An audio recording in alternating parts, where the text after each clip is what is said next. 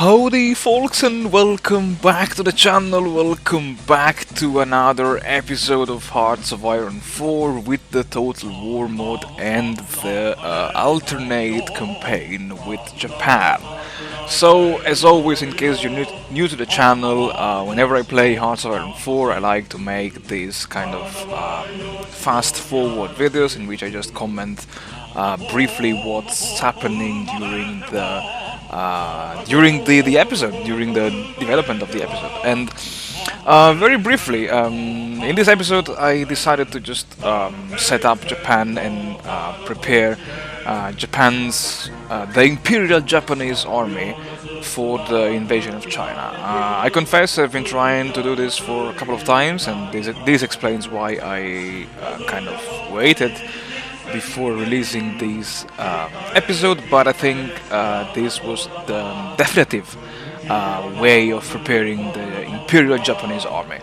I divided the divisions into two groups. First of all, I grouped all the Pacific Island garrisons into a theater with low priority, and I converted all of the remaining garrisons into OE, the Type B infantry division, and I separated all the mobile divisions as well as the Marines into three different armies. I took all the remaining divisions and I converted them into the Type B infantry division, because the Type B would be the basic template with which I decided to, let's say, liberate the mainland, the Chinese mainland.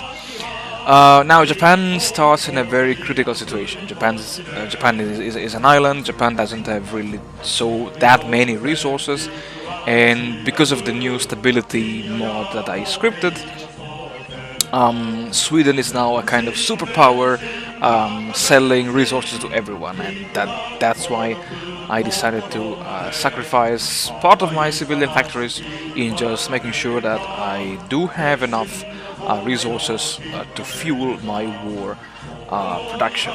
And let's say technology-wise, as you can see and as you may have seen, I focused exclusively. I picked, I think, 8 out of 9 slots towards the industry, because my idea was and is, at least in the first year of the game, 1936, Japan needs to boost its industrial kind of backbone, because against China it won't be a war of attrition, but it will rather be a kind of war of quality over quantity. So kind of similar to my German invasion of Russia. Germany cannot defeat Russia in a war of attrition, and the same is true for Japan. China needs to be dealt with in a series of devastating and powerful blows, and the only way to make sure that my blows will be devastating and victorious is to make sure that Japan does have a good industry behind it and a technological superiority over the Chinese. And in regard to the constructions, I did not mention this at the beginning, but I mention it now. I invested in 6 civilian factories and 12 military factories, as well as I decided to invest in expanding and improving the infrastructures in Korea, because I've been trying this already a couple of times, and basically the supply lines are kind of directed from Busan in South Korea, and they follow the railway up until to the Chinese border. And you may have just seen it right now, but the only non-industrial technology that I decided to research was the signal company. I know that some of you guys may underestimate the power of the signal company, but believe me, this company is just great, because it boosts the organization of your divisions. It's not that great, but still, it's better than nothing. And let's not forget that I am playing against a super buffed AI. I am playing on the elite difficulty, so every, let's say, tip and trick to min-max the organization and the statistics of my divisions is always good to have. Now, I don't remember if I already commented it or if this will appear later on in the video, but one thing that I also did was to exchange the logistics company of my divisions into the fully motorized logistics company.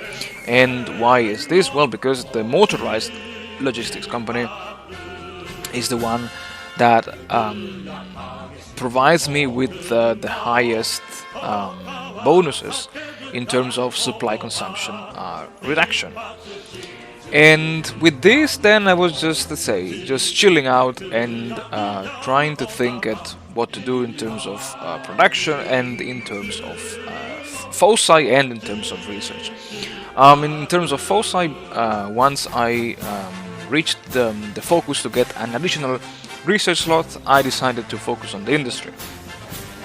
Because, yeah, as I said, Japan needs to focus a bit on its industry to secure a strong industrial background, to have at least enough equipment for the war against China. And yeah, exactly. Here I was reorganizing my infantry divisions, and I was just making sure that all of the divisions were at the highest level of training. And because, let's say, I kind of classify myself as a miner, when I had to choose between building a lot of factories and making sure that they have enough resources, I am the kind of player who is willing to sacrifice part of its civilian factories to make sure that the maluses for the lack of resources are basically non-existent, because I really care about having all the lines fully working. And I did something that maybe the expert of the Total War mod may say it was a big mistake, and I switched my trade law to limited export. And the only reason why I did that is because this law increases the research speed as well as the factory output.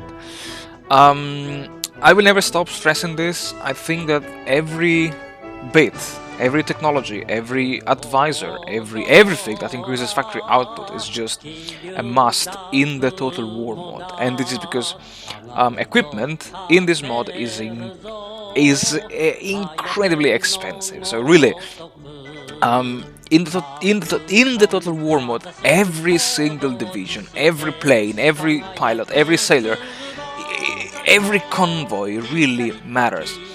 And yeah, that's why at some point I was just thinking in regard to the industrial technology, shall I really invest in the road network technology, because this improves the factory output by 2%? And I said, yeah, let's spend 157 days or whatever they were in researching that technology. In terms of foresight, one important focus that I took very early was the naval landing infantry, because this gave me a free marine division, and then I went for the focus allowing me to get the partial mobilization law for free. And I actually went through that focus first because I tried already in the past, and if I selected the partial mobilization law, this focus would have been automatically bypassed. But this automatic bypass of the focus would have not given me the 20 points of army experience. And you know, having 20 points of army experience is good in case you want to play around with your templates and or you want to boost the research of your land doctrines. And since I'm talking about the foci, also one important thing that I wanted to mention is that I wanted to rush down the focus of the bicycles, because the bicycle focus gives the player a modifier that increases the speed of the land divisions by 5%. I know it's not that great, it's not super great, but it's better than nothing. And why I want to focus on speed? Well, because as I said, China needs to be dealt with a series of victorious and deadly blows. And how am I going to do them? Well, the idea will be to open a breach in the Chinese lines, and then use my cavalry and maybe tanks, and for sure my two motorized divisions to pocket the enemy troops, to just surround and cut off and isolate, and all these juicy things that I really like to do and love to do in when playing Hearts of Iron 4, and especially the Total War mod and the Black Ice mod. And besides this, I think, yeah, here I was just playing around with the trade laws. I always make sure that I had enough resources. I was checking the stockpiles, because I was playing around also with my industry to make sure that I did have enough equipment of everything. I had enough of everything. And I did not train any new division because yeah, I don't know why. I think because I was getting worried about not having enough equipment for my existing armies.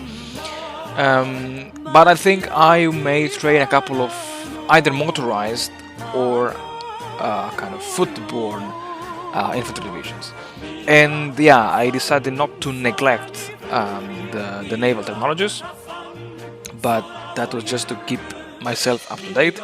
And then yeah, I decided to start rearranging the armies. And for whatever reason, here I did a mistake, because I did not realize that the 24 divisions of the, let's call it the Orange Army, were still stuck in mainland Japan. And by the time I realized of the mistake, it was just too late. And here the remaining 17 divisions were being spread out behind the Marine divisions that will maybe one day try to divert the attention of the Chinese troops from the main front line towards southwestern China. And well, because I think this is how you deal with China. I was extremely worried to see that when my troops were sailing by the Chinese coast, to see that the Chinese AI heavily garrisoned and fortified the coastline, because I hope this will change during by the time I will declare war against China, because otherwise I have no idea how to break through the enemy defensive lines along the entire coastline. And with that, I think that's all for this very first video. It was actually almost perfectly timed, because it's now July of 1937. And I think in the next one we will try to strike at the Chinese mainland. And well, as always, people, thank you very much for watching. Thank you very much for supporting the channel with your views, likes and comments. And stay tuned, stay safe, and I'll see you all in the next episode.